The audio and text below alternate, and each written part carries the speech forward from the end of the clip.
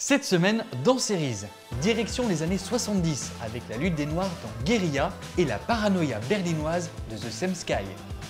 Puis petit séjour à la campagne pour les ados de 5 to 12, avant de se perdre dans les méandres de Tabula Rasa, et on finira ce voyage dans les eaux néerlandaises de The Swell. L'Europe des séries s'est de nouveau réunie ici à Fontainebleau pour le festival Série, l'occasion de bavarder autour du courage, thème choisi pour cette 6e édition. Et voici les 5 coups de cœur qui ont retenu notre attention.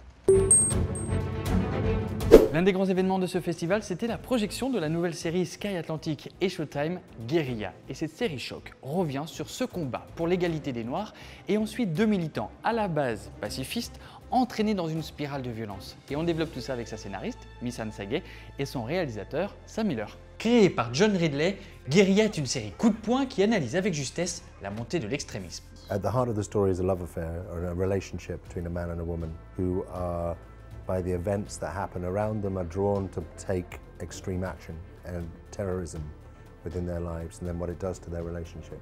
So it's a very personal story, a very intimate, but at the same time has great repercussions. Même si ça se passe dans les années 70, la série a une grande résonance avec notre société moderne. There is a huge resonance for today. The people we spoke about or we wrote about in 1974 were first generation, maybe second generation. These were people who still had memories of home.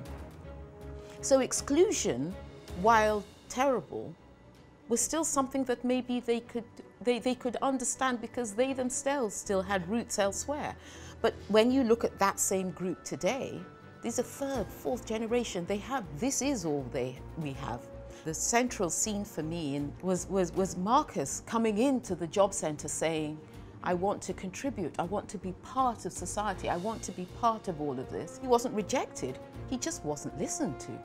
And that I think Guérilla highlights that and shines a light on what happens when people are excluded and don't feel that they have a stake in society. Produite et jouée par Idris Elba qu'on a pu voir dans la série Luther, la série comporte 10 épisodes de 60 minutes et comme l'histoire est complète, une saison 2 ne devrait pas voir le jour.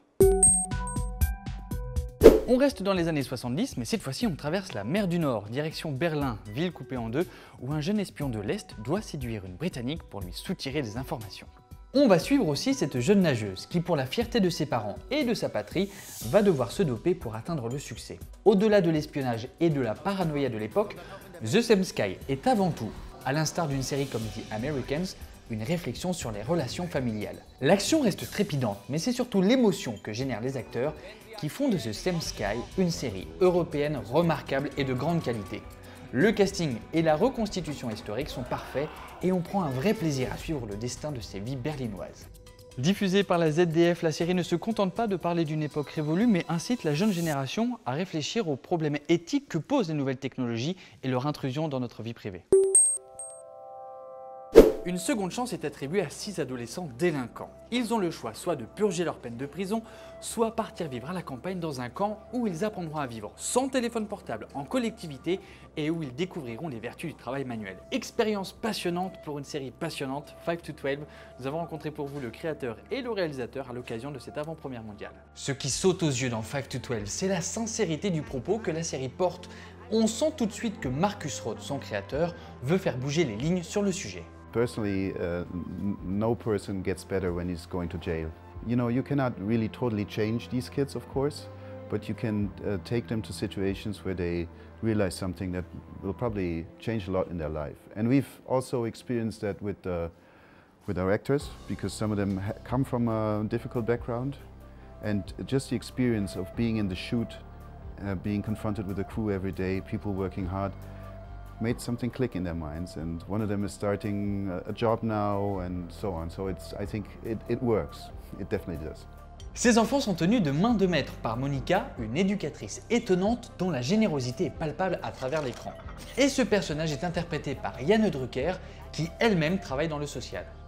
She is powerful, very strong, but also a very passionate woman about these kids in real life. She's also maybe sometimes like a sister, maybe sometimes like a mother or a friend for them. It's very important for them to feel appreciated, to be seen from the adults, and to have someone who cares for them, and this is something that a lot of these kids don't experience in their life. Certains ados castés ont également connu cette situation dans la vie réelle et on sent que leur implication dans la série est totale. For them, I think it was most important to get to know their characters, and we did a rehearsal week trying to do exercises, acting exercises for them. How would they behave as this character? Where are their similarities to their real life? And so that they actually could feel the character. So they were always in character, basically, because we adapted also the characters to their real lives. And they also said something, I wouldn't say it like this, but then say it like this, in this way. It was a great collaboration also with them. La série est très forte et nous amène à réfléchir sur la manière dont il faut gérer la délinquance juvénile. I mean, camps like this, they are happening in Germany, but also Germany has austerity policies, and they're cutting down badly on programs like this.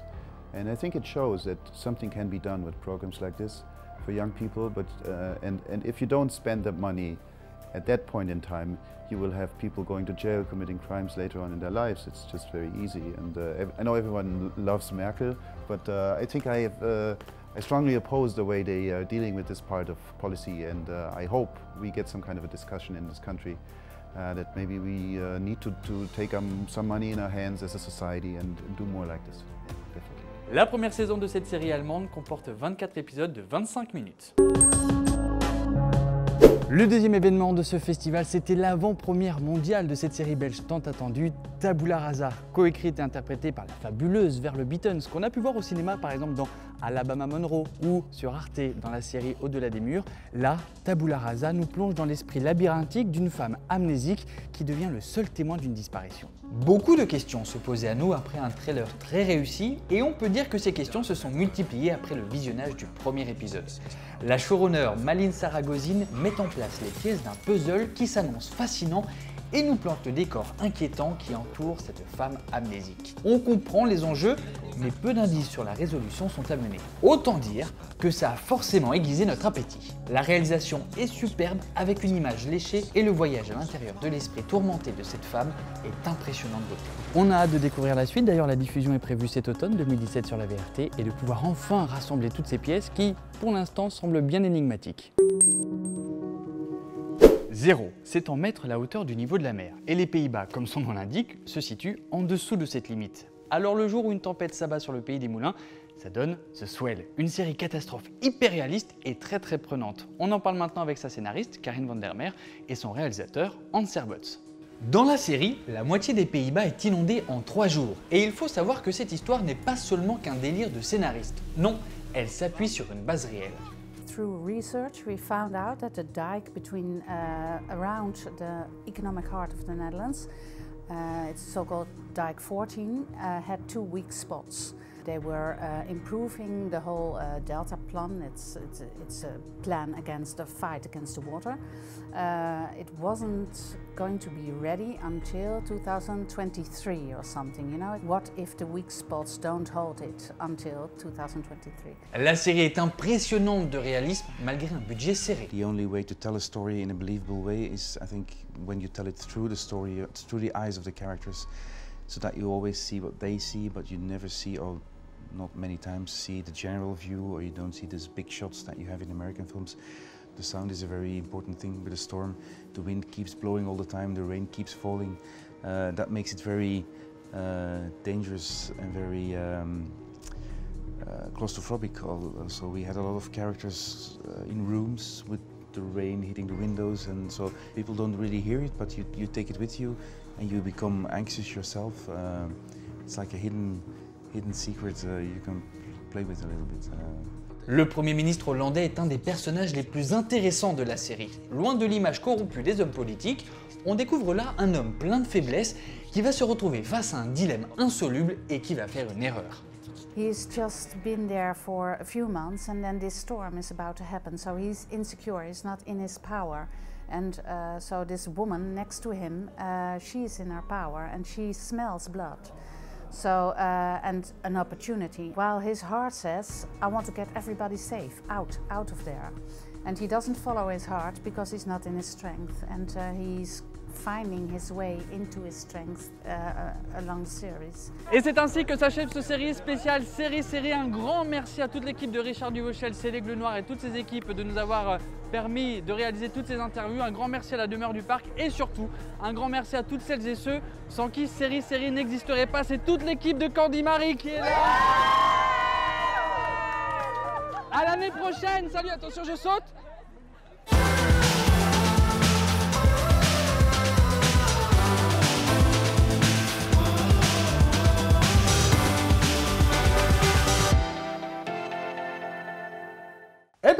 C'est pas encore fini. Si tu ne t'es pas abonné, c'est pas bien. Mais tu peux le faire encore juste ici. Et si tu veux revoir les anciennes émissions, eh bien c'est là. Et pour le lien de la web-série, c'est juste en dessous. À très bientôt les amis.